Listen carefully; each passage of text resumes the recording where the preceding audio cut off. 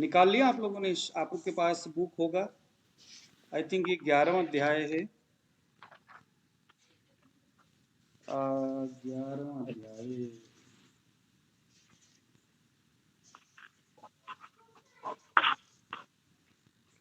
हाँ 11वां अध्याय, सूत्र क्रमांक हो गया ये 37,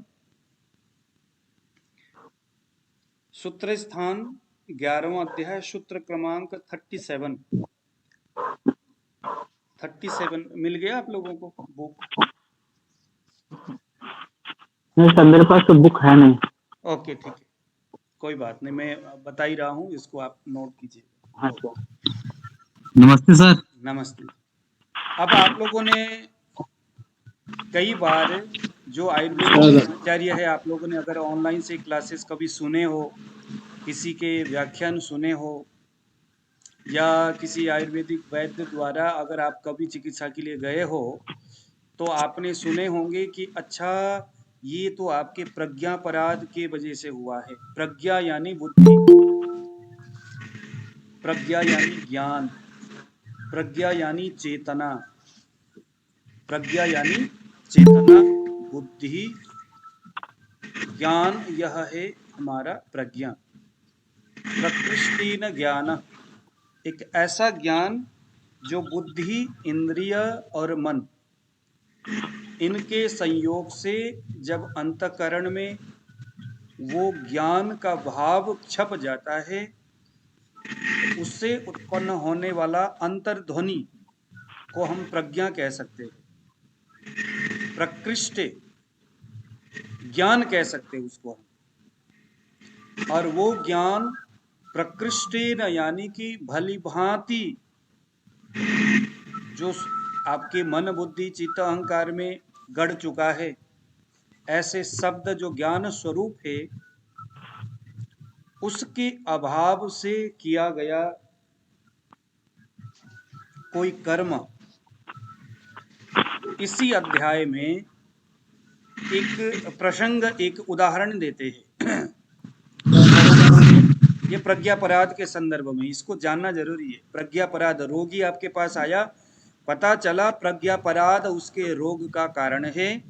अब हम डायग्नोस करते रहेंगे, हम टटोलते रहेंगे, हम देखते रहेंगे, हम ये भी नहीं है, वो भी नहीं है, अच्छा यार कारण तो कुछ मिल नहीं रहा है।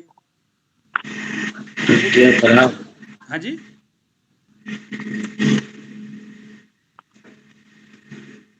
चंचल सिंह जी प्लीज आप अपने ऑडियो को बंद करिए। लेकिन कारण निकला उसका प्रज्ञापराध। प्रज्ञापराध, अब ये प्रज्ञापराध है क्या चीज, चलिए इन्हीं के शब्द से समझते हैं। इसी ग्रंथ में एक उदाहरण आता है। उन्होंने कहा कि एक वृक्ष है, उस वृक्ष में, वह वृक्ष जहां खड़ा है, प्रकृति के माध्यम से वह जो वृक्ष है, उस वृक्ष के जीवन को संतुलित कौन करता है? या तो हवा, या तो पानी, या तो आतप। आतप का मतलब है सूर्य, उसकी किरण। ये तीनों मिलकर के एक वृक्ष को उदाहरण स्वरूप ले रहे हैं। हालांकि चराचर जगत के सभी चीजों के ऊपर ये तीन चार चीजें ही उनके उनके जीवन के स्वरूप में कार्य करते हैं। लेकिन अभी जस्ट यहाँ एक उदाहरण दे रहे हैं इस प्रज्ञापराध को समझने के लिए। उस वृक्ष में अगर पानी, उस वृक्ष ने कभी जीवन में पानी देखा नहीं, कभी पानी का संयोग हुआ नहीं, तो क्या होगा? वह वृक्ष कभी नहीं बढ़ेगा, उसके पत्ते हरे भरे नहीं होंगे, जागृत नहीं होगा, वह वृक्ष कभी बढ़ ही नहीं सकता। इसका मतलब है उस वृक्ष में पानी का अयोग हो रहा है। पानी का क्या हो रहा है? इसको हम आयुर्वेद के भाषा में पानी का अयोग होना। लेकिन उस वृक्ष में अगर पानी ज्यादा पड़ गया, ऐसे दलदल जहां पानी बहुत ज्यादा है, तो यहां हम कहेंगे वृक्ष खराब हो गया, क्योंकि वृक्ष में पानी का अतियोग हो रहा है। तो अतियोग होने का मतलब है, देखो एक ही परिभाषा में, एक ही उदाहरण में हम ये कम से कम 10-12 जो सूत्र है, श्लोक है चरक के, यहां पर इसको हम समझ लेंगे। उस वृक्ष में पानी अधिक होना, इसका मतलब पानी का अतियोग होना। कभी कभी वृक्ष ऐसे जगह में पनपता है जहां के पानी दोषों से युक्त है, गंदा है, बहुत सारे गंदगी से भरा हुआ है, बहुत सारे केमिकल युक्त है, बहुत पुराना है, बिगड़ा हुआ खराब पानी है। वहां पर भी वो वृक्ष जी नहीं सकता।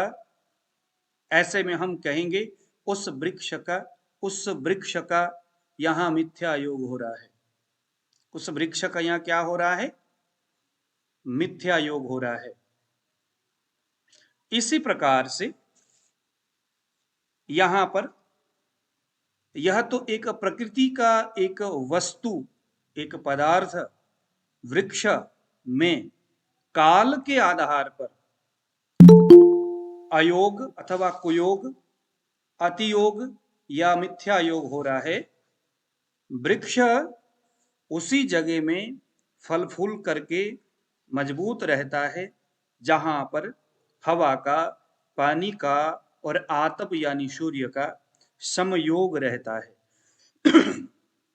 हवा, पानी और सूर्य के संयोग रहने से वृक्ष हरा भरा रहता है, स्वस्थ रहता है। ऐसे ही इंसान के स्वस्थ रहने का परिभाषा क्या है? ये अस्वस्थ होने का परिभाषा क्या है? तो कहते हैं कर्म का, हमारे कर्म का, इंद्रियों का और काल का। जैसे वहां पर जल का, हवा का और आतप यानी सूर्य के हीन योग, अयोग, अतियोग, मिथ्या योग ये उसके विकृति का कारण था, और समयोग उस वृक्ष की समता का कारण था। इंसान के संदर्भ में जितने भी, चाहे जानवर हो चाहे इंसान हो, इनके संदर्भ में इसको हम कहते हैं त्रिविध आयतन। बुक में पढ़िएगा, अगर वहां त्रिविध आयतन ये शब्द लिखा हुआ है, इसका मतलब ये 3 आयतन इंसान के जीवन को बनाए रखने के लिए इंद्रिय, उस इंद्रिय के अतियोग, अयोग और मिथ्या योग को विचार करना है। कर्म के अतियोग, अयोग और मिथ्या योग, काल यानी ऋतु का अयोग, अतियोग और मिथ्या योग, यह है इंसान में व्याधि को उत्पन्न करने का कारण। आपके पास कोई रोगी आया तो ऐसा हो ही नहीं सकता कि इन 3 आयतनों के अलावा कोई चौथा आयतन आया हो। या तो वो इंद्रियों के अतियोग, अयोग और मिथ्या योग से पीड़ित है, या तो वो कर्मों के अतियोग, अयोग और मिथ्या योग से पीड़ित है, या तो वो काल यानी ऋतु और समय के अतियोग, अयोग और मिथ्या योग के शिकार है। इसको देख करके, प्रॉपर सुन करके, पूछ करके, प्रश्न परीक्षण, दृष्टि परीक्षण, स्पर्श परीक्षण, ये सारी चीजें करने के बाद हमने डिसाइड करना है कि त्रिविध आयतन में से कौन कौन से आयतन से यह व्यक्ति पीड़ित है।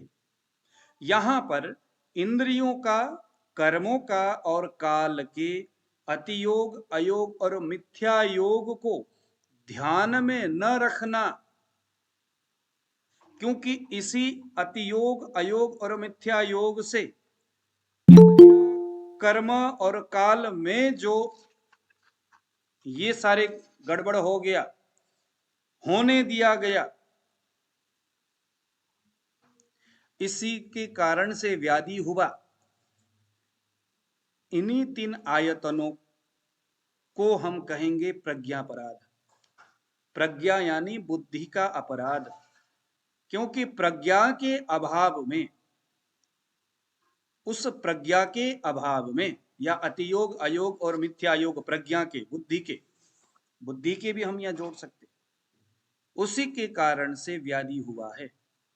अब चलिए जरा सबसे पहले हम देखेंगे इंद्रियों के अतियोग, अयोग और मिथ्या योग क्या है, कैसे समझे। सुरेश अडलकर जी के पास एक रोगी आया, पता चला इसको इंद्रियों के अतियोग, अयोग या मिथ्या योग में किसी एक से प्रज्ञापराध हुआ हो,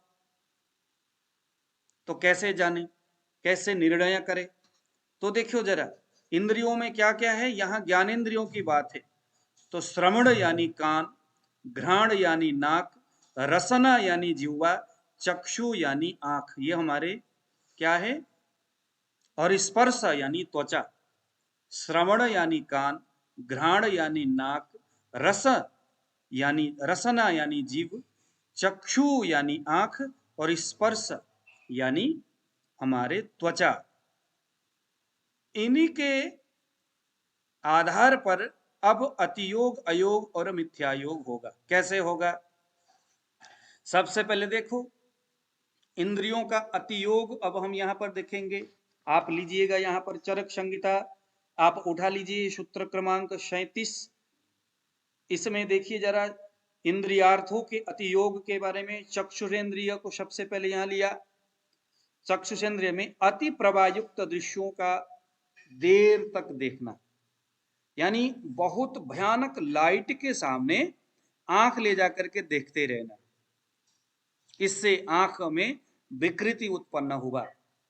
विकृति उत्पन्न होने से हम क्या कहेंगे? चक्षु का अतियोग हो गया है, विषयों के साथ चक्षु का अतियोग हो गया है।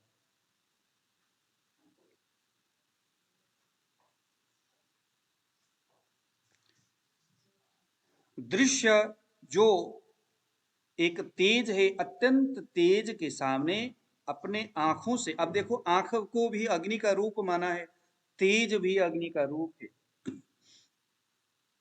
एक अग्नि के संयोग होना तो अच्छी बात है भाई, आग में आग लग गया तो अच्छी बात है, लेकिन हर चीज में एक बैलेंस होता है। हर चीज में प्रज्ञा, यानी आपको बुद्धि दिया है प्रकृति ने, ऊपर वाला ने, तो वो बुद्धि का युक्ति आपने वहां करना है। ठीक है, आंख में पित्त रहता है, अग्नि का निवास है,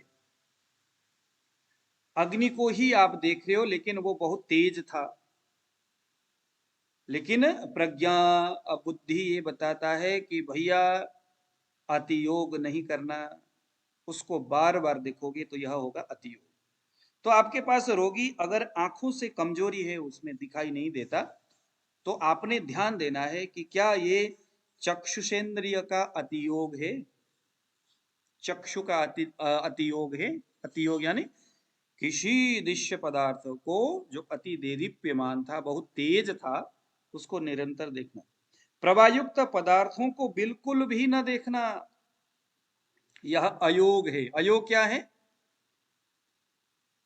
प्रकाश के सामने आंख बंद करके, जैसे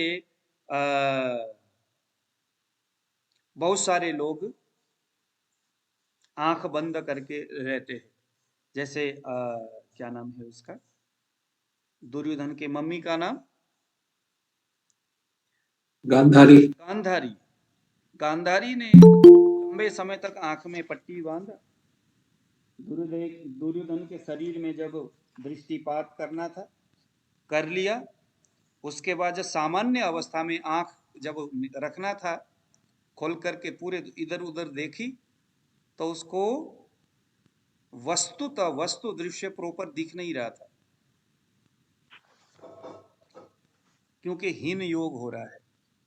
चक्षु देखने के लिए है, तो प्रकाश की जरूरत भी है। तो बिल्कुल भी किसी चीज को न देखना, यानी आंख पूरी तरह से बंद करना, यह अयोग है। इसको हम यह कह सकते हैं कि जो आदमी जमीन के नीचे खदान में लंबे समय से अंधकार में काम करते हैं, उनके लिए ये दृष्टि का अयोग के आधार पर ये प्रज्ञापराध है, और उसके वजह से आंखों में प्रॉब्लम हो गई, क्योंकि दृष्टि को, प्रकाश को उसने देखा नहीं कई समय, तो आंखों में दिक्कत। अति श्लिष्ट, अति विप्रकृष्ट, रौद्र, भयानक चीज को देखना, भैरव भैरव एकदम विकराल चीज को देखना, अद्भुत आंखों के सामने जब कौरव आदियों को भगवान ने विराट दर्शन दिखाया, अद्भुत दर्शन आंखों के सामने, विभत्स दर्शन, आंख के लिए देखने योग्य बिल्कुल नहीं था, विकृत दर्शन, विकृत किसी चीज का मन करता यार क्यों देखा मैंने इसको। ऐसे रूप को देखना भी चक्षु के लिए हितकर नहीं है। इसको हम कहेंगे मिथ्या योग। ये चक्षु का मिथ्या योग है। तो अयोग, अतियोग और मिथ्या योग ये चक्षुषेंद्रिय का हो गया। यह चक्षु का प्रज्ञापराध है। प्रज्ञापराध से क्या होगा, अब मैं इसको आपको अगले वाले सूत्र को भी मैं यहीं पर जोड़ करके मैं देखना चाहूंगा। सूत्र चरक में है असात्मेन्द्रियार्थ संयोग, एक साथ जोड़ करके पढ़ लेंगे, है ना, ताकि अच्छा समझ में आए। अब ये हीन योग, अति योग और मिथ्या योग से आंख जो है धुंधलाने लगा, कमजोर होने लगा, और करते करते निरंतर क्या हो गया, असात्मेन्द्रियार्थ संयोग होने लगा। यानी इंद्रिय जो हमारा जो मन है वो कर्मेंद्रिय और ज्ञानेन्द्रिय की माध्यम से विषयों को ग्रहण करता है और शरीर को वो मूवमेंट करता है।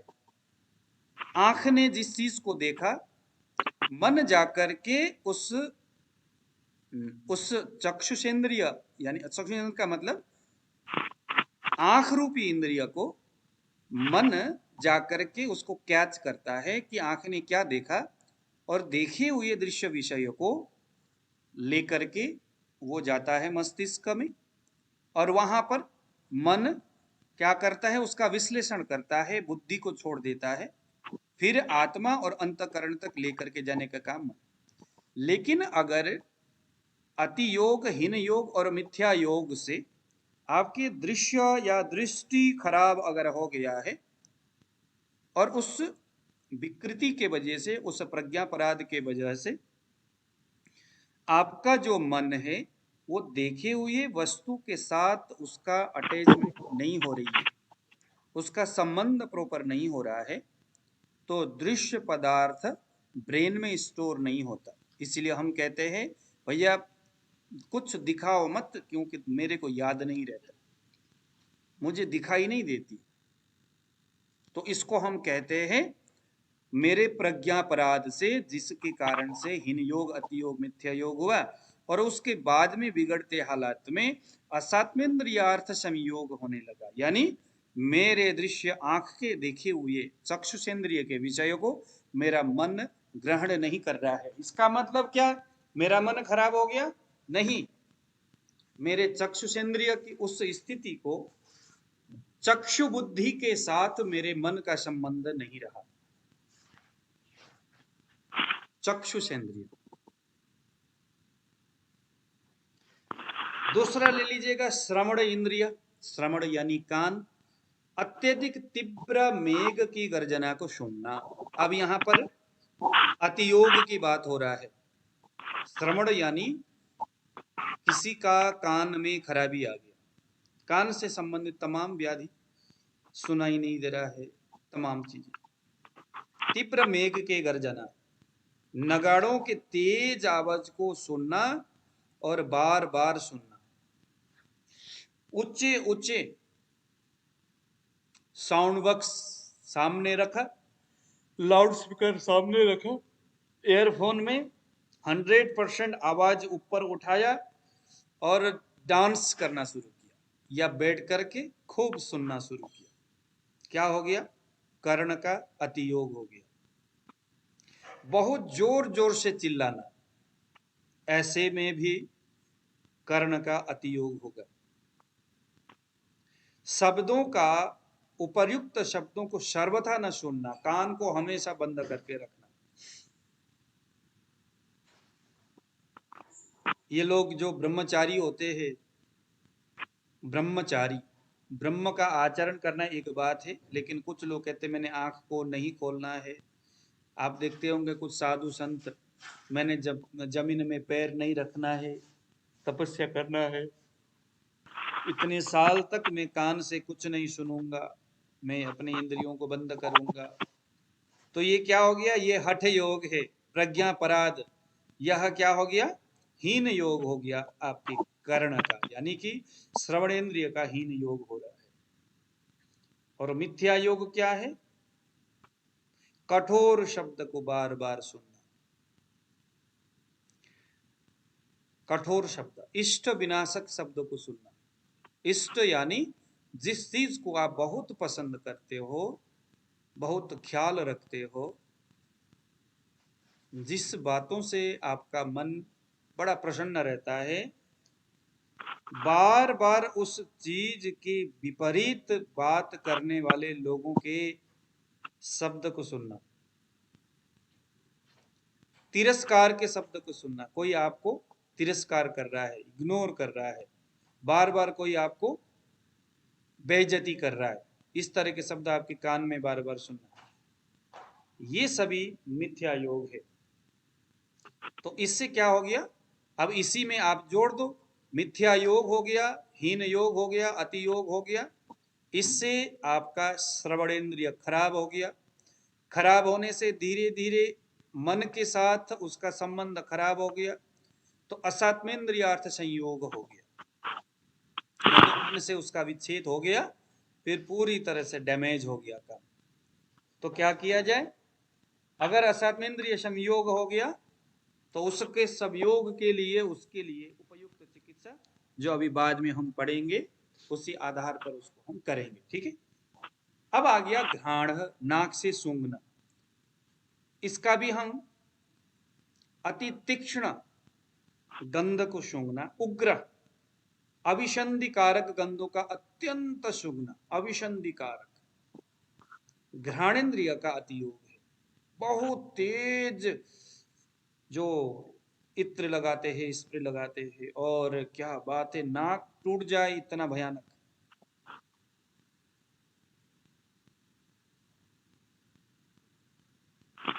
मैं महसूस करता हूं, और आप लोगों ने भी किए होंगे, कि जब हम गाड़ी में यात्रा करते, कार में हो, ऐसे सामने किसी ने अगर कुछ वैसे स्प्रे लगा लिया, तो किसी किसी को उससे ना बड़ा दिक्कत होता है। ऐसा लगता है कि भाई उसके कपड़े उठा करके बाहर फेंक दे, प्लास्टिक में पूरी तरह से पैक करके कहीं नीचे रख, नहीं तो स्मेल क्या, ये तो बदबू ही हो गया। तो क्या है ये हमारा घ्राण का अतियोग हो गया, और अतियोग से भी यह तो मिथ्या योग की ओर चला गया। और किसी गंध को बिल्कुल भी न सूंघना। तत्र गंधवती पृथ्वी, पृथ्वी महाभूत का प्रतीक है, गंध उसका प्रतीक है, तो इसको बिल्कुल भी न सूंघना, कभी सुगंध पाया ही नहीं। क्लिन्न, बीस, पवन तथा कुड़प आदि गंधों को सूंघना, यह सारी चीज क्या हो गया? ग्रहण का मिथ्या योग हो गया। बदबूदार चीजें बार बार सूंघना, ये इसका मिथ्या योग हो गया। रसनेन्द्रिय, रसनेन्द्रिय यानी जीवा, इसका रसों का अत्यधिक उपयोग करना, रसनेन्द्रिय का अतियोग हो गया, बहुत ज्यादा। ये भी खा रहा है, मधुर, अम्ल, लवण, तिक्तर, सब कुछ खा रहा है, और बहुत ज्यादा खा रहा है।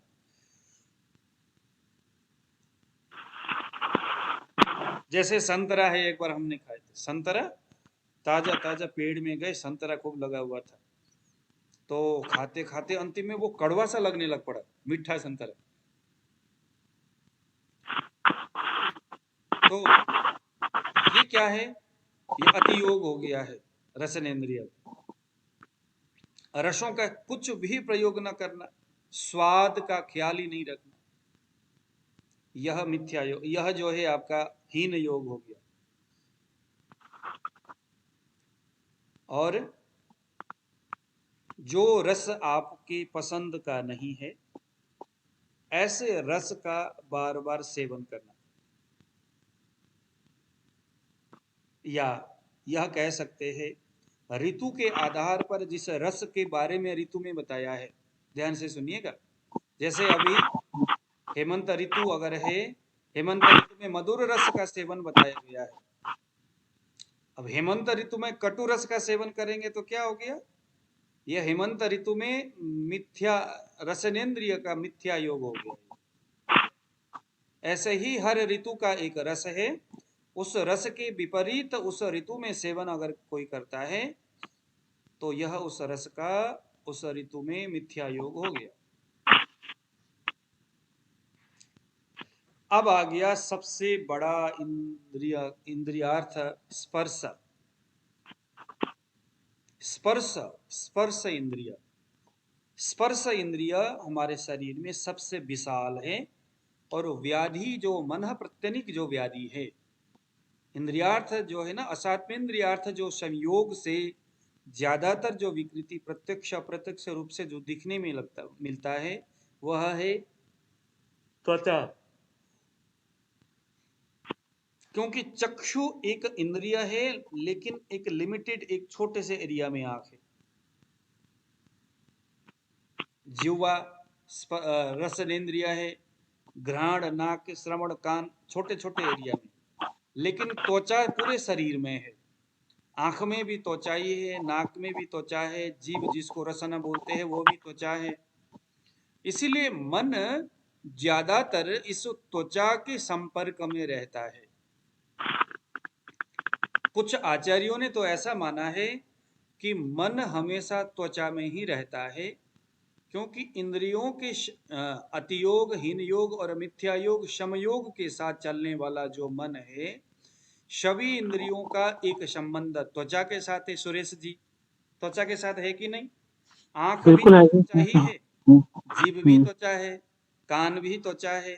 ये हालांकि अलग अलग इंद्रिय जरूर है, लेकिन ये सभी अलग अलग होने के बावजूद भी सभी त्वचा के साथ संबंध रखते हैं। स्किन का एक हिस्सा है आंख भी। इसीलिए मन का अत्यंत जो संयोग है वो त्वचा के साथ होता है। जब भी कभी त्वचा में कोई खराबी आती है, समझ लो मन खराब हो जाता है, जल्दी से मानसिक व्याधि उत्पन्न होता है। कभी मानसिक व्याधि हो गया, आप देखते होंगे कभी किसी को एंजाइटी है, डिप्रेशन है, ओसीडी है, कोई तनाव है, कोई ऐसे मानसिक कोई अगर इस तरह की समस्या होता है, कोई आदमी अगर बहुत ज्यादा चिड़चिड़ा होता है, ये सारे जो मानसिक जो व्याधि है, प्रज्ञापराध की वजह से होने वाली मानसिक व्याधि अगर होती है तो उससे भी त्वचा विकार शुरू हो जाता है। किसी को कंडू हो रहा है, खुजली हो रहा है, किसी को सोरासिस हो रहा है, किसी को कुछ हो रहा है। उसका हेतु कहाँ था? मन था। कारण कहाँ था? मन था। मानसिक आघात की वजह से, मानसिक विकृति के कारण से, एंजाइटी, डिप्रेशन, ओसीडी जैसे इस मानसिक रोगों के कारण से धीरे धीरे धीरे धीरे असत्मेंद्रियार्थ संयोग इस आधार पर त्वचा विकृत हो गया। मन बिगड़ता है तो त्वचा को बिगाड़ देगा, त्वचा बिगड़ता है तो वो मन को बिगाड़ देगा, क्योंकि ज्यादातर मन जो है वो त्वचा के साथ संबंध बनाता है। देखिए जरा, स्पर्शेन्द्रियाणाम व्याप्ति, स्पर्शेन्द्रिय व्याप्ति ही 38 नंबर वाले में देखिए जरा। स्वयं अनुपश्यंत पंचविध स्त्रिविध विकल्पो भवत सात्मेन्द्रियार्थ संयोग सात्म्यर्थ युपशयार्थ, ऐसा करके संस्कृत के श्लोक आप देख लीजिएगा उसको। इंद्रियों का संबंध स्पर्श से बना रहता है, हमेशा स्पर्श से बना रहता है। तो ये हमारे, इसीलिए बस यहाँ पर ये है कि मन का समवाय संबंध त्वचा के साथ रहता है। समवाय संबंध का मतलब क्या होता है? समवाय संबंध का मतलब होता है त्वचा खराब हो जाए तो मन खराब हो जाना, मन खराब हो जाए तो त्वचा खराब हो जाना। जैसे पति और पत्नी के बीच में समवाय संबंध होता है। संबंध के बारे में भी कई सारे इस तरह की बातें हैं। तो मन और त्वचा के बीच में अगर कोई आपको पूछे कौन सा संबंध है, तो आपने कहना है समवाय संबंध। समवाय संबंध का मतलब क्या है? एक दूसरे के कारण से एक दूसरे में अच्छाई या बुराई का व्यवस्था होता है। ये तो हो गया हमारे त्रिविध आयतन में इंद्रियों की बातें, यानी इंद्रियों का अतियोग, अयोग और मिथ्या योग से होने वाली व्यवस्था। अब हमने देखना है दूसरे नंबर में कर्मों का। आपके पास रोगी आया तो आपने देखना है कि जो व्याधि है वो इंद्रियों के अतियोग, अयोग या मिथ्या योग से होने वाला व्याधि है क्या। अगर नहीं है तो दूसरे नंबर में कर्मों के आधार पर कर्मों का अतियोग, हीन योग या मिथ्या योग, इसको देखना है। यह जो चीज है इसको आपने दिमाग में बांध के रखना है, क्योंकि बाकी चीजें तो हमेशा दिमाग में रहता है, ये नहीं रहता कभी भी। ये नहीं रहता। जो बड़े बड़े जो आयुर्वेद के जो आचार्य हैं वो इसी तरह के ऐसे शब्दों को वो बिल्कुल संभाल करके रखते हैं और अपने चिकित्सा में वे लोग इसका प्रयोग करते हैं। देखो कर्म के बारे में 29 नंबर वाला सूत्र देखिए अविनाश जी। कर्म वांग मन शरीर प्रवृत्ति इति कर्म। कर्म का अर्थ क्या होता है? कर्म किसको बोलते हैं? कारयति इति कर्म, सिर्फ इतना ही इसका व्याख्यान नहीं है। कर्म वांग मन शरीर प्रवृत्ति, वांग यानी वाणी, मन यानी मन और शरीर यानी हमारा बॉडी, यानी कि वाणी, मन और शरीर की प्रवृत्ति एक साथ मिक्स हो करके, मिला जुला सा मिल करके जब कोई एक व्यवहार करता है, वाणी, मन और शरीर, तो इन्हें हम कहते हैं कर्म। इन तीन का योग देखिए जरा। शरीरेंद्रिय सत्तात्म संयोगो इति आयु। आयु के विषय में क्या बोला? कोई एक चीज को निश्चित आयु नहीं माना। आयु का मतलब क्या माना? शरीर, इंद्रिय, मन और आत्मा, इन चार के एक साथ मिलकर के जो गति होती है शरीर में, उन्हें हमने आयु माना है। शरीर है मगर इंद्रिय नहीं है। आत्मा और मन तो सही है लेकिन इंद्रिय नहीं है। इंद्रिय नहीं है यानी वही अभी हमने त्रिविध आयतन में से सबसे पहला इंद्रिय के बारे में पढ़ा। श्रवण इंद्रिय, एकदम जो है श्रवण यानी कान का अतियोग हो रहा है, जोर जोर से चीजें सुन रहा है। सुनने से क्या हो गया? अतियोग हो गया। अब कान से ढंग से सुनाई नहीं देता प्रज्ञापराध के कारण से, क्योंकि उस मूर्ख को कौन समझाया कि भाई ऐसा करना अच्छा नहीं होता, आपके ही कान बिगड़ेगा और तो किसी का कुछ होना नहीं। तो उसके प्रज्ञा यानी बुद्धि के खराबी के वजह से, उसके नासमझ के वजह से उसका कान खराब हो रहा है। तो शरीर, इंद्रिय, सत्व यानी मन और आत्मा के योग, इन चारों का मिलन ही आयु है। इन चारों का अलग होना या इनमें से कोई एक अलग हो जाए, दो अलग हो जाए, तो भी आयु नहीं है, दीर्घायु नहीं है। ऐसे ही कर्म के बारे में बताया है। वाणी तो सही है लेकिन मन और शरीर सही नहीं है। इसीलिए बोलते हैं ना, मन, वचन और कर्म। यहां पर भी वही आ रहा है ना, गुरु की सेवा करना है तो कैसे करें? मन, वचन और कर्म, इन तीनों से युक्त होकर के गुरु सेवा करें। इन तीनों से युक्त होकर के देव सेवा करें। इन तीनों से युक्त होकर के कार्य करें। मन, वचन और कर्म, इन तीनों, मन, वचन और शरीर, इन तीनों से युक्त होकर के कुछ भी आप करो। जैसे अभी आप चरक पढ़ रहे हो तो मन, वचन और शरीर, इन तीनों से युक्त होकर के हमने चरक पढ़ना है। तो हमें फिर क्या है? कर्म हो गया। ये कर्म ही इंसान को महान बनाता है। लेकिन महान बनाने वाली कर्म कौन सा हो गया? जिस कर्म में वाणी, मन और शरीर, ये तीन का संयोग हो, वह कर्म है। भगवान गीता में कहते हैं ना, कर्मण्येवाधिकारस्ते मां फलेषु कदाचन। फल की इच्छा मत रखो, कर्म करो। अब कर्म करने का मतलब क्या है? सिर्फ शरीर से नहीं, मन और वाणी से पवित्रता, मन से पवित्रता, शरीर से पवित्रता। तो उसको, क्योंकि यह पवित्र एक अगर कोई कर्म है तो उस पवित्रता में ये तीन चीज आ गया। बस यूं समझ। देखो आयुर्वेद पढ़ने का मतलब कितनी विशाल चीज रहा। आयुर्वेद हमें कितने सारी चीजें, हमारे जीवन वृत्ति कैसे है, शरीर क्या है, ये सारी चीजें कितना बढ़िया सजाया हुआ है। चरक संहिता को पढ़ना कितना मजा आता है। आप लोगों को आ रहा है कि नहीं? बिल्कुल आ रहा है। मन, वाणी, और शरीर, इन तीनों से प्रवृत्त होने का मतलब है कर्म। वाणी, मन व शरीर की अति प्रवृत्ति, यह कर्म का अतियोग हो गया। अब बस यहीं से जोड़ लो। कर्म का अतियोग होने का मतलब सिर्फ शरीर का अति प्रवृत्ति नहीं, मन वाणी का भी अति प्रवृत्ति, ये तीनों का अति प्रवृत्ति होना चाहिए, तो यह कर्म का अति प्रवृत्ति हो गया। कर्म का बिल्कुल प्रवृत्त न होना अयोग प्रवृत्ति, कर्म का अयोग हो गया। अतियोग हो गया अति प्रवृत्ति से, अयोग हो गया उसके बिल्कुल भी एक्टिविटीज नहीं है, न मन से है। देखो जो जिनको जिनको डिप्रेशन होता है, जिनको एंजाइटी होता है, उनमें क्या हो रहा होता है, कर्म का अयोग होता है, हीन प्रवृत्ति होती है।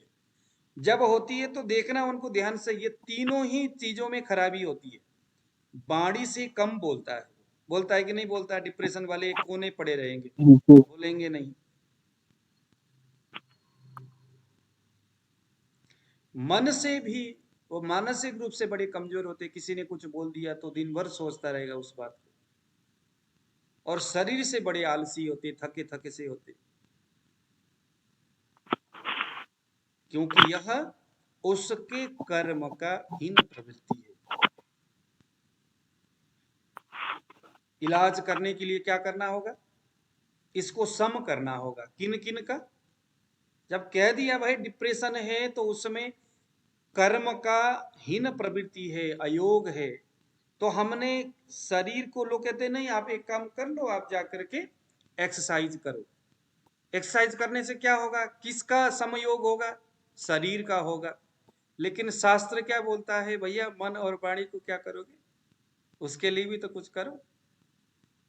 इसीलिए डिप्रेशन हो, एंजाइटी हो, ओसीडी हो, कोई भी जो मानसिक व्याधि है, उसमें इन तीनों चीजों के समयोग बनाने के लिए शरीर के लिए अभ्यंग यानी मसाज करना, बलादी, चंदन बलादी तेल, बलादी क्षीर बलादी तेल, इस तरह के तेलों से अभ्यंग करना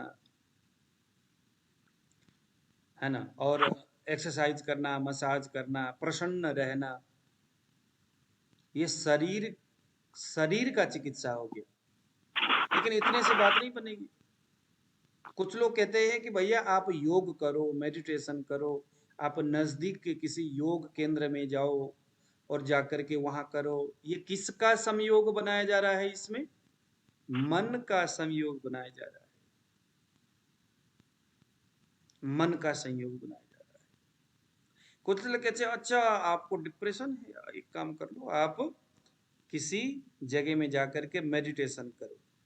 और मेडिटेशन में सिर्फ मन का चिकित्सा होता है, शरीर का नहीं होता। तो शरीर के लिए दवाई दो, एक्सरसाइज कराओ, कुछ योगासन वगैरह कराओ। मन के अतियोग है तो उसके लिए आप प्राणायाम कराओ, मेडिटेशन कराओ। अब तीसरा बच जाता है वाणी, क्योंकि बिगड़ा तो ये तीनों ही है, क्योंकि कर्म की विकृति है, तो कर्म को सुधारने के लिए मन वाणी भी है। इसीलिए वाणी से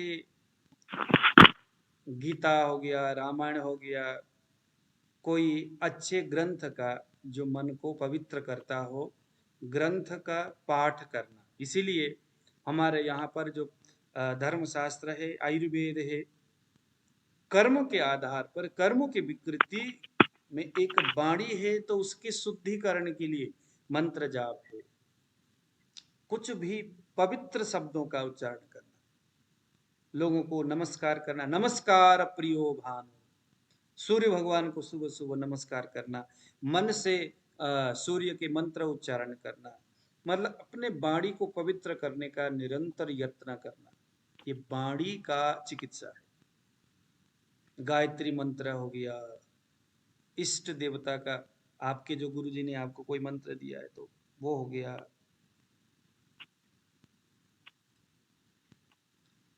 अतियोग होने से। बिल्कुल प्रवृत्त न होना यह अयोग हो गया, है ना। तो हमने यहां पर क्या देखा, कर्म को यहां पर हम लोगों ने कर्म के आधार पर, अब हम यहां पर शरीर के लिए एक कुछ और बात करते। अभी हमने यहां पर मन की बात किया, अब एक अलग एंगल से देखते हैं। तत्र वाङ्मन शरीर अति प्रवृत्तिरतयोः सर्वशो अप्रवृत्तिरयोगः। देखिए जरा यहाँ पर 39 वाले सूत्र देखिए।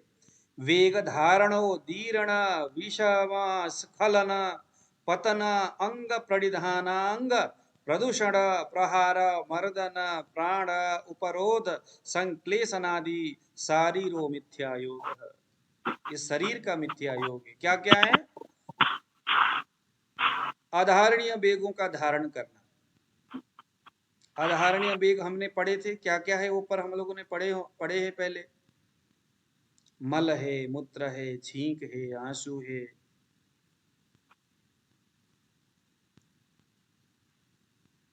यह सभी आधारणीय वेग है।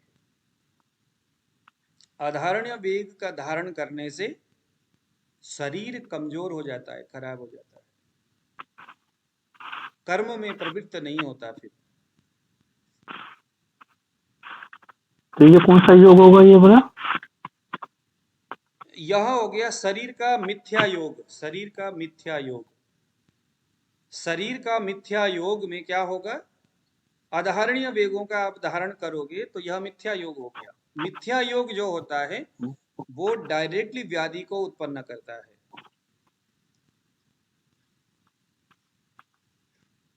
आधारणीय वेगों को धारण करना, जितने भी है जो आधारणीय वेग मतलब जिस वेग को धारण नहीं करना चाहिए, जिस वेग को धारण करना चाहिए उसको धारण न करना। जैसे काम है, क्रोध, लोभ, मोह, मात्सर्य, ईर्ष्या,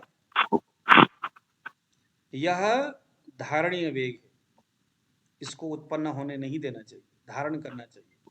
इसको अगर हम धारण नहीं करते तो यह हमारे धारणीय वेग धारण न करने से मन खराब होता है, अधारणीय वेग धारण करने से शरीर खराब होता है। तो शरीर के मिथ्या योग में अप्रवृत्त वेगों को बाहर निकालना। अप्रवृत्त वेग का मतलब किसी को कॉन्स्टिपेशन है, और इवन की कुछ तो ऐसे भी देखे गए, अरे भैया 8 बजे का गाड़ी है और मैंने 4 घंटे तक गाड़ी ट्रेन में या प्लेन में बैठना है, चलो ऐसा करता हूँ कुछ दवाई खा करके पेट के अंदर जितनी भी गंदगी होगा सब बाहर निकाल दूँ, ताकि बाद में पेट खराब नहीं होगा, मोशन नहीं होगा, नहीं तो मैं कहाँ पर रास्ते में जाऊं। ऐसा होता है, अगर कोई ऐसा करते हैं तो ये शरीर के लिए बहुत खराब है ये काम। अप्रवृत्त वेगों को बाहर निकालना। जैसे प्रसव के समय में स्त्रियों के लिए वेग का समय आया ही नहीं, लेकिन जबरदस्त इंजेक्शन, कैप्सूल, टैबलेट्स, उस समय तो वाह क्या बात है, बच्चा हो गया, चलो पीछे जो होगा देखा जाएगा। तो लेकिन एक यहाँ क्या हो गया, शरीर के लिए मिथ्या योग हो गया समय से पहले ही। अभी प्रसव का वेग आया भी नहीं है और आप जबरदस्त प्रसव वेग, देखो इंजेक्शन, प्रसव के लिए वेग निकालने का प्रयास किया जा रहा है। अब आप देखिए हमारे समाज में जो डॉक्टर कितना गलत कर रहे हैं यहाँ पर आयुर्वेदिक सूत्र के आधार पर। मैं मनगढ़ंत नहीं बोल रहा हूं, आप 39 वाले सूत्र को देखिए। एक सेकंड, हाँ यहाँ पर कोई आया हुआ।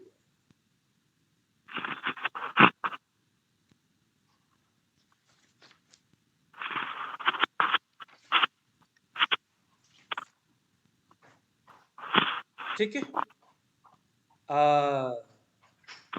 और देखिए जरा क्या क्या चीजें हो सकता है। एक तो है प्रसव का वेग अभी आया नहीं है, इंजेक्शन लगा करके जबरदस्ती करने का प्रयास किया जा रहा है। और कहाँ कहाँ होता है ये जबरदस्ती, अपने दिमाग में लगाइए। वो सभी चरक के हिसाब से शरीर का मिथ्या योग है। विषम स्थानों पर चलना। विषम स्थान पर चलने का मतलब है जिस स्थान पर चलना ही नहीं चाहिए। जैसे नुकीले पहाड़ के ऊपर चढ़ रहा है, पेड़ है, अति कमजोर उसके शाखाएं हैं, इसको भी हम लगा सकते। और नीचे सब कह रहे नहीं भाई तू नीचे आ जा, ऊपर चढ़ेगा तो ये होगा, गिर जाएगा, टहनी टूटने वाला है, कमजोर है, भरोसा नहीं है। बंदा सुरवीर होकर के जा रहा है, लेकिन कहीं ना कहीं मन में यह तो है, अगर गिर गया तो गया। यह भी शरीर का मिथ्या योग है। विषम स्थानों पर चलना, विषम स्थानों से फिसलना। विषम स्थानों से फिसलना यानी हम लोग बहुधा क्या करते, पहाड़ों में जाते, बर्फीले एरिया में, अरे ऊपर चोटी में जा गए और उसके बाद फिसलना शुरू कर लेते। कभी इधर रगड़ी खाएगा, कभी उधर होगा, कभी ये होगा। आ रहा है समझ में? विषम स्थान से फिसलना, पतन यानी गिरना कहीं से। अंगों को विषम स्थिति में रखना, अंग प्रदूषण, अंगों का दूषित होना, किसी एक अंग को दूषित होना या दूषित करना, अंगों को दूषित करना। देखो हमारे जो लेडीज है, जो हीरोइन है, अपने आप को स्मार्ट दिखाने के चक्कर में क्या कुछ करते हैं ना, फेस में, ब्रेस्ट में, उनके लिप में, उनके बालों में, पता नहीं क्या कुछ करते रहते हैं, उल्टा पुल्टा जो करते हैं। तो यह भी क्या है, अंग प्रदूषण है, ये सभी अंग प्रदूषण है। अरे भगवान ने जैसा दिया है वैसे ही रहो ना।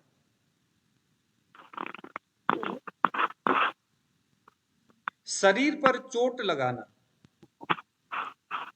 शरीर पर चोट लगाना। जवानी में तो सब कुछ चल जाता है, कोई दिक्कत नहीं होती, लेकिन बुढ़ापे में, जवानी में अरे मेरे छाती में मुक्का मार, तो कितना मार सकता है देख, 10 मार, 11 मार, 12 मार। हम लोग जब छोटे बचपन में, छोटे गुरुकुल में जब पढ़ते थे, तो कुछ ऐसे लोग होते थे, अरे मैं भाई 11 गिलास घी खा लूंगा। अगला कहते तो 11 खाएगा तो मैं 12 खा लूंगा। तो शरीर के लिए सभी मिथ्या योग है। ऐसा कंपटीशन शरीर के लिए नहीं होना चाहिए। दीवारों में सिर मारना, दीवारों में पैर से, लातों से मारना, गुस्सा मारना हाथ से, ये सभी शरीर के लिए मिथ्या योग है। ये उस वक्त तो कुछ नहीं बोलता, लेकिन धीरे धीरे मिथ्या योग आपके मन की एक प्रवृत्ति है। तो वैसे होते हुए 1 से बढ़कर 2, 2 से 3, 3 से 4 मिथ्या योग आपके शरीर में बढ़ता जाएगा। बाद में वही व्याधि का कारण होगा। रोग किसी रूप से पनपेगा, लेकिन पता नहीं चलेगा। वो रोग ये थोड़ी बोलेगा कि भाई आपके मिथ्या योग ही मेरे रोग का कारण है, मेरा आपके शरीर में प्रकट होने का कारण है, वो नहीं बोलता शरीर। प्राणोपरोध, प्राण वायु को रोकना। अब कुछ लोग है, हाँ प्राणायाम करेंगे एकदम, है ना, और प्राण को रोक करके बैठेंगे कई देर तक। प्राण वायु को रोकना या शरीर में किसी भी प्रकार को से कष्ट देना, ये शरीर का मिथ्या योग है। बाणी का भी मिथ्या योग देख लीजिएगा जरा। तो ये जिम जाते हैं जो, हाँ जिम, जिम हो गया शरीर के लिए, यह भी मिथ्या योग है। व्यायाम का मतलब क्या है? व्यायाम का मतलब है शरीर में जितना बल है उस बल के आधा, वो भी ऋतु के हिसाब से। अगर हेमंत आदि शरद ऋतु है या आपको एकदम ठंडा अगर मौसम है, हमारा ऋतु 3 ही तो है, हेमंत है, ग्रीष्म है, वर्षा है, प्रमुखता है तो 6, लेकिन 2 ऋतु हेमंत के संदर्भ में रखिए, 2 ऋतु ग्रीष्म के संदर्भ में रखिए, 2 ऋतु इस हिसाब से। तो जो हेमंत, जो यानी कि जो हमारा जो शीत ऋतु है, शीत ऋतु वाला, इसमें व्यायाम थोड़ा ज्यादा करना चाहिए, वो भी अगर कफ प्रकृति वाला है तो। पित्त वालों को थोड़ा कम, वायु वालों को तो बहुत कम। और जिम में जाकर के तरह तरह के, आप खुद इसका आप अर्थ लगा लीजिए कि यह सारी क्या है, मिथ्या योग है शरीर का। तो इससे अब एक चीज बड़ा, अब ये देखो मीडिया है दिखाने वाले, जवानी में डोले शोले दिखाते हैं लड़के, क्या बात है यार, तेरा डोला बन गया तो चल हम भी बनाएंगे, जिम में वो भी जाएगा। लेकिन बुढ़ापे में किसी के डोले आज तक कभी सोशल साइट में मैंने तो देखा नहीं है। 55-60 साल के बाद उस आदमी ने अब तो जिम छोड़ दिया होगा, अथवा 70 साल के बाद उसका क्या हाल होता होगा, मेंटेन करना मुश्किल हो जाएगा। वो आदमी का क्या हाल होगा, उसको देखना है क्योंकि वो तो अतियोग कर रहा है शरीर का, तो उससे जरूर कोई ना कोई विकृति होगी। उस विकृति को कोई दिखाने वाला है नहीं, शायद कोई दिखना नहीं चाहता। अब आ गया वाणी के मिथ्या योग। वाणी का संयोग क्या है? क्योंकि शरीर कर्म के बारे में यहाँ पर बात हो रहा है। मन, वाणी और शरीर तीनों का संयोग कर्म है। शरीर का मिथ्या योग पड़ा, मन के मिथ्या योग पड़ा। अब आ रहा है तीसरे नंबर में वाणी का मिथ्या योग। अगर मन का नहीं पड़ा अभी, देखो वाणी का मिथ्या योग क्या है? लोगों के सामने चुगली करना।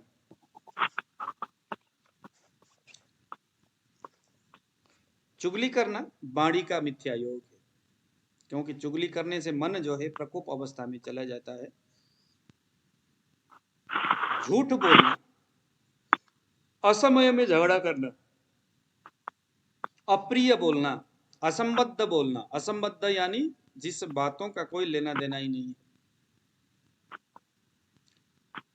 सर्दी के मौसम में, मौसम है सर्दी का, और अगला बंदा कहता है सर कोल्ड ड्रिंक पिया जाए क्या?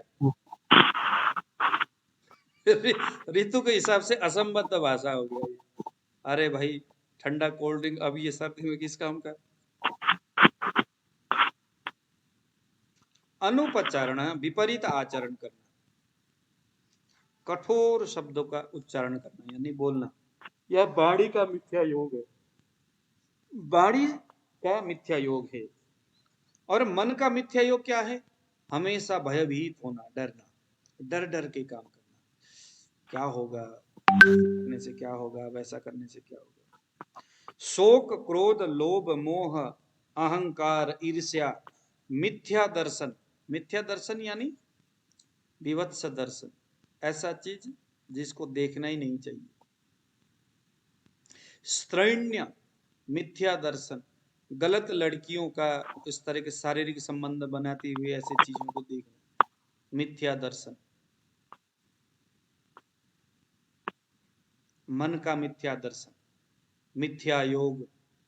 तो शरीर, वाणी और मन, इनके मिथ्या योग से हीन योग और अति योग व्याधि का सबसे मुख्य कारण।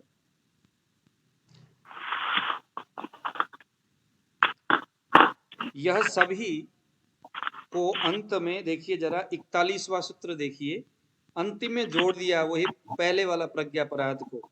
इति त्रिविध विकल्पम त्रिविधमेव कर्म प्रज्ञापराध इति व्यवश्यते, इति व्यवश्येत, बस जोड़ दिया उन्होंने प्रज्ञापराध। कहते यह वाणी का, मन का, कर्म का, इंद्रियों का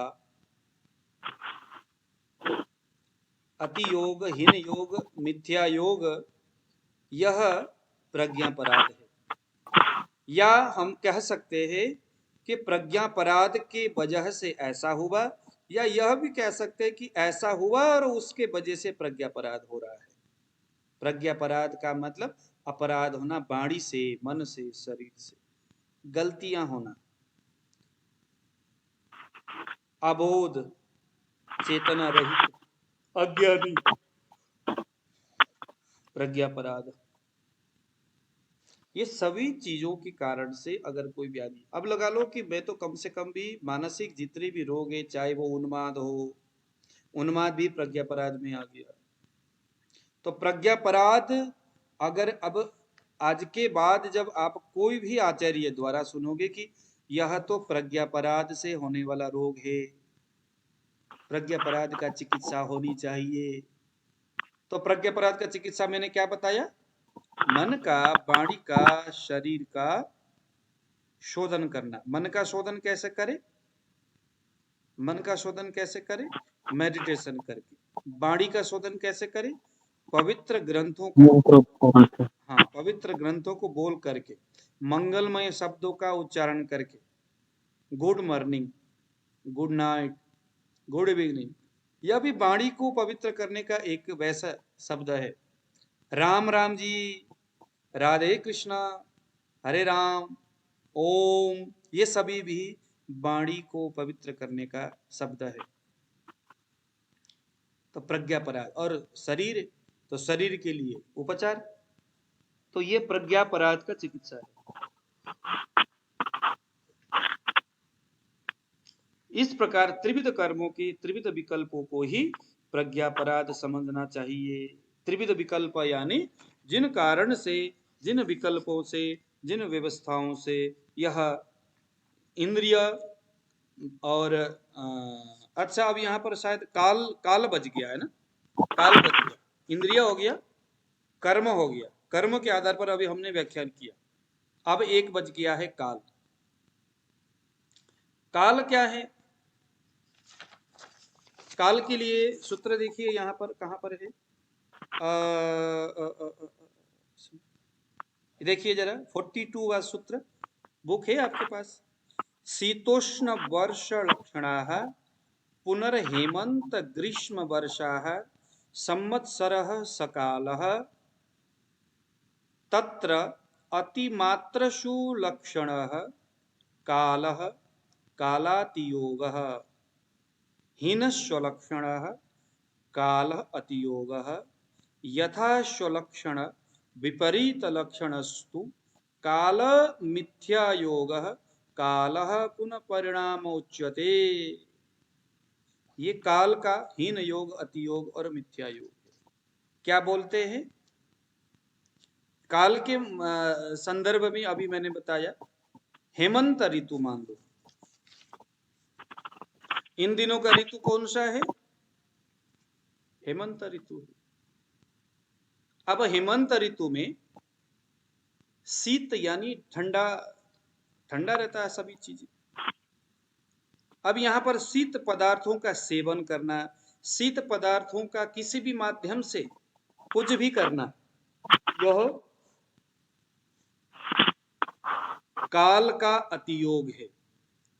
शीत का बिल्कुल संपर्क में ना आना, एकदम हमेशा गर्म बने रहना, यह काल का हीन योग है। क्योंकि हमेशा गर्म बनोगे तो अंदर से भी गर्म है, अंदर से गर्म है सर्दी के मौसम में, और बाहर से भी गर्म, बाहर से भी आप बाहर के वो कर नहीं रहे हो आप, तो यह हीन योग हो गया।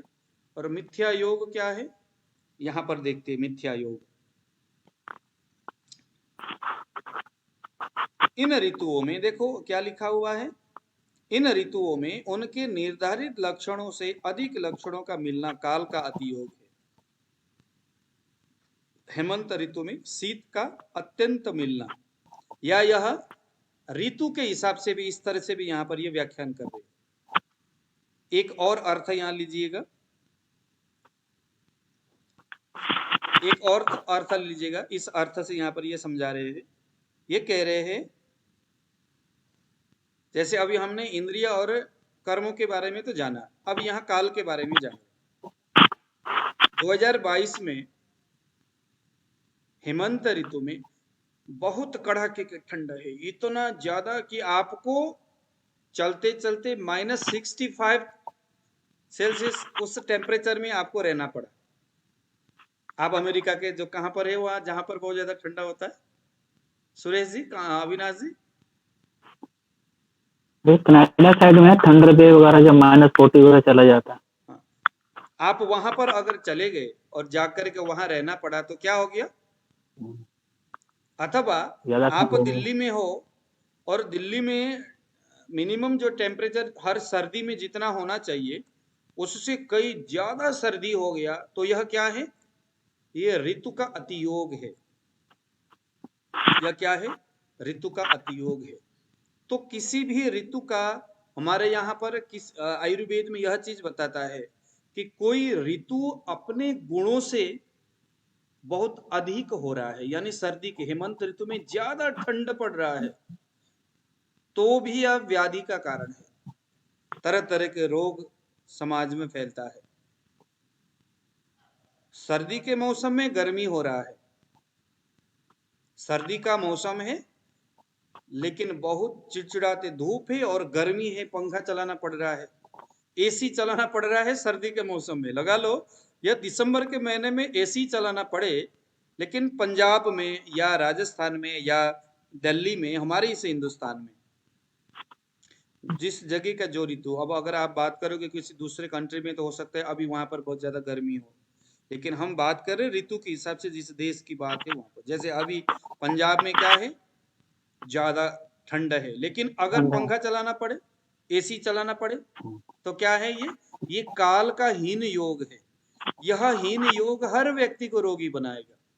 प्रकृति के जो व्यवस्था है, ऋतु का जो स्वाभाविक जो व्यवस्था है, उसमें विकृति उत्पन्न हो जाएगी, और इससे एक प्रकार का वातावरण में जहर उत्पन्न होगा, क्योंकि यहाँ शीत का हीन योग हो रहा है।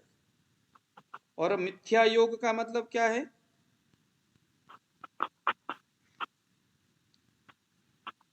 और काल का मिथ्या योग अपने लक्षणों के विपरीत लक्षणों का मिलना। यथा हेमंत ऋतु में वर्षा का होना, वर्षा में अत्यधिक शीत का पड़ना काल का, यह मिथ्या योग है। अच्छा, ये हो गया मिथ्या योग में क्या हो गया। 42 में देखिए, यथा स्वलक्षण विपरीत लक्षणस्तु काल मिथ्या योग। सर्दी के मौसम है, बहुत ज्यादा कड़ाके की गर्मी है, तो यह मिथ्या योग हो गया। सर्दी के मौसम में सर्दी बिल्कुल नहीं है, यह हीन योग हो गया। सर्दी का मौसम में सर्दी बहुत ज्यादा है, ये क्या हो गया, अति योग। यह अति योग हो गया। तो एक ऋतु में, ऐसे ग्रीष्म ऋतु उष्णता के लिए जाना जाता है। गर्मी है, ग्रीष्म ऋतु गर्मी है ही नहीं, गर्मी बिल्कुल नहीं है, यह हीन योग है गर्मी का। बहुत ज्यादा गर्म है, अति योग है। अरे गर्म तो छोड़ो महाराज, रजाई गद्दा में बैठना पड़ रहा है, सोना पड़ रहा है, यह मिथ्या योग है। वर्षा ऋतु में, वर्षा ऋतु में वर्षा होती है और उसके वजह से वहां पर वायु का प्रभाव रहता है। वर्षा ऋतु में ज्यादा वर्षा हो रहा है, अति योग है ऋतु का, काल का अति योग। वर्षा ऋतु में वर्षा ही नहीं हो रहा है, तो यह हीन योग हो गया। वर्षा ऋतु में वर्षा ही ना हो तो प्रकृति में क्षोभ उत्पन्न होगा। वर्षा ऋतु है और बहुत ज्यादा ठंड पड़ रहा है वर्षा में भी, तो यह भी वर्षा का ये क्या हो गया, मिथ्या योग हो गया। तो इस तरह से ये जो ऋतु का यहाँ पर काल का हीन योग, अति योग और मिथ्या योग, तो कहते हैं इसी आधार पर यहाँ पर ये बताते हैं कि इंद्रियों का, कर्मों का और काल यानी समय का अति योग, अयोग और मिथ्या योग ही व्याधि का मुख्य कारण है। यही व्याधि का मुख्य कारण है। इसी को, ये जो व्याधि यहाँ से जो उत्पन्न हो गया, इसी को प्रज्ञापराध से व्याधि हो गया, ऐसे मानते हैं। अब यहाँ पर चरक में देखिए जरा 45 वाला सूत्र देखिए, 45, त्रयो रोगा इति निजागंतु मानसा है। अब इस आधार पर, क्योंकि यहां बताया कि त्रिविध आयतन व्याधि 3 कारणों से शरीर में उत्पन्न होगा। इंद्रियों के अतियोग हीन योग मिथ्या योग, कर्मों के अतिहीन मिथ्या और काल के अतिहीन मिथ्या, व्याधि का कारण बताया। और उस 3 तरह के व्याधि के कारण से 3 प्रकार के रोग उत्पन्न होगा। एक का नाम है निज रोग, निज व्याधि, दूसरे का नाम है आगंतुज व्याधि और तीसरे का नाम है मानस व्याधि। उस व्याधि का हेतु इंद्रिय, कर्म और काल के हीन, अति और मिथ्या योग है। इंद्रियों के अतियोग हो गया, मान लो कि किसी आदमी ने अपने आंख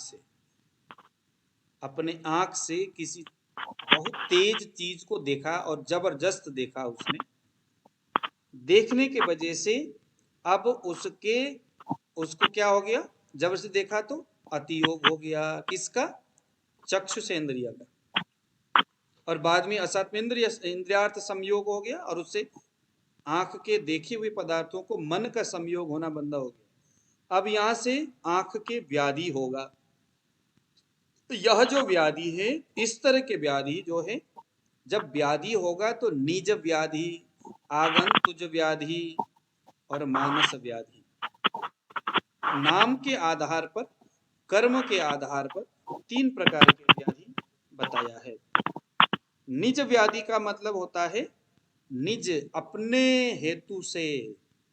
कफित वात अपने शरीर में प्रकोपित हो जाते हैं अपने हेतुओं से। बहुत ज्यादा मीठा खाया, मीठा खाने से कौन प्रकोपित होगा सुरेश जी? वाणी। मीठा खाने से? अधिक अधिक मीठा खाने से वाणी, जीव रसना। नहीं नहीं नहीं नहीं, वो रसना कफ जो है, ज्यादा मीठा खाया तो उससे रस, हाँ आपने पकड़ा ना, यहाँ पर कफ बढ़ेगा। इंद्रियार्थ संयोग में खराबी हो गई, रसनेन्द्रिय जो है उसमें अति योग हो गया, ये आपने बहुत अच्छा किया। और उसके वजह से शरीर में क्या हुआ, कौन सा दोष बिगड़ा? कफ दोष। कफ दोष बिगड़ा, दोष बिगड़ा। अब यहाँ पर क्या हो रहा है, निज व्याधि का, अभी हम यहाँ पर वो तो हमें पता चल गया भाई, रसनेन्द्रिय के अतियोग होने के वजह से शरीर में व्याधि हो गया। अब व्याधि होने का मतलब है यहाँ पर ये कौन, किस तरह का व्याधि है? यह निज व्याधि है। निज व्याधि कैसे हो गया? क्योंकि रसनेन्द्रिय के अतियोग होने की वजह से जीव में जो अग्नि का प्रतीक है, जीव में जो आपका बोधक कफ जो जीव में है, वो बोधक कफ एकदम विकृत हो गया और वह शरीर के अंदर दूसरे अवयव को चेतना देना ही छोड़ दिया, भूल गया। ज्यादा मीठा खाने से अतियोग हो गया, उससे शरीर में कफ बिगड़ गया। तो अपने हेतु के अधिक सेवन करने से जो दोष बढ़ता है वह है निज रोग, निज व्याधि। वह क्या है? निज व्याधि है। कफ के कारण, पित्त के हेतु, वायु के हेतु, कफ के हेतुओं का अधिक सेवन करने से जो शरीर में तत्त दोषों के वृद्धि या क्षय होता है वह क्या है? निज दोष है। आगंतुज में देखिए क्या लिखा है 45 वाले सूत्र में। आगंतुज में आगंतुर भूत विषवायाग्नि संप्रहारादि समुत्थ। सुरेश जी आप भी एक चरक संहिता ले लीजिएगा, आप मजा आएगा फिर पढ़ने में। आगंतुर भूत विषवायाग्नि क्या बोलता है? आगंतु व्याधि किसको बोलते हैं? भूत। अब ये भूत का मतलब क्या है? भूत प्रेत वाला भूत नहीं है, ये भूत का मतलब है वायरस, ये भूत का मतलब है संक्रामक, कोरोना। कोरोना क्या है? भूत है। भू यानी जो अभी वर्तमान में है, भू यानी वर्तमान में, तम प्रदिश्य यानी वो है जो वर्तमान में है, वो है भूत। भू यानी होना। भूत का मतलब वो ऐसा वाला जिसके खोपड़ी पीछे घूमता है वो वाला भूत नहीं। यहाँ आयुर्वेद में इस भूत का जहां जहां भी भूत शब्द आएगा, उस भूत में आपने वो वाला भूत नहीं सोचना जो भोलेनाथ जी के पीछे डमरू को बजाते हुए चलते। यहाँ भूत का मतलब है ऐसा कोई चीज जो शरीर के बाहर से अंदर शरीर में जाता है और संक्रमित करता है। कैंसर को भूत बताया है। हाँ जी, हेलो ना, आगंतु आगंतुज, आगंतुज, ये सारे आगंतुज व्याधि है, ये सभी आगंतुज है। आगंतुज यानी बाहर से प्रवेश हुआ। कोरोना इसीलिए मुंह में लगाया गया मास्क, बाहर से आगंतुज। भूत आ रहा है यानी कि वायरस आ रहा है, संक्रमण करने की कुछ चीजें अंदर जा रहा है, आगंतुज भूत। दूसरे नंबर में क्या लिखा? आगंतुर भूत विष, विष यानी जहर। अब ये जो जहर है, किस तरह का जहर? जो जो कोई जहर खाए और मर जाए वो नहीं, स्लो पॉइजन। आप देखो कितने सारे जहर हम खाते, आलू में जहर, रोटी में जहर, तरह तरह के जो जहर है शरीर में जो रोग उत्पन्न करता है, हमारे जीवनी शक्ति को नष्ट करता है। प्रकृति में जहर है, अभी हमने जो यहाँ पर बात किए थे, काल के अति मिथ्या आदि से प्रकृति में जो विष उत्पन्न होगा, वह विष भी हमारे शरीर में जाता है, और यहां पर उसी विष की बात हो रही है। काल के अतियोग होने से, सर्दी के मौसम में कड़ाके की सर्दी है, तो यह अतियोग के वजह से ऋतु में हमारे प्रकृति में एक तरह का विष पैदा होगा, हीन योग से एक तरह का विष पैदा होगा। ऋतु परिवर्तन होते ही प्रकृति में एक प्रकार का विष पैदा होगा। यह विष प्राकृत है, लेकिन शरीर के लिए, किसी के लिए कोई उसको डाइजेस्ट कर सकता है और कोई उसको डाइजेस्ट नहीं कर सकता। तो जो नहीं कर सकता उसके लिए विष है, जो कर सकता है उसके लिए सम है।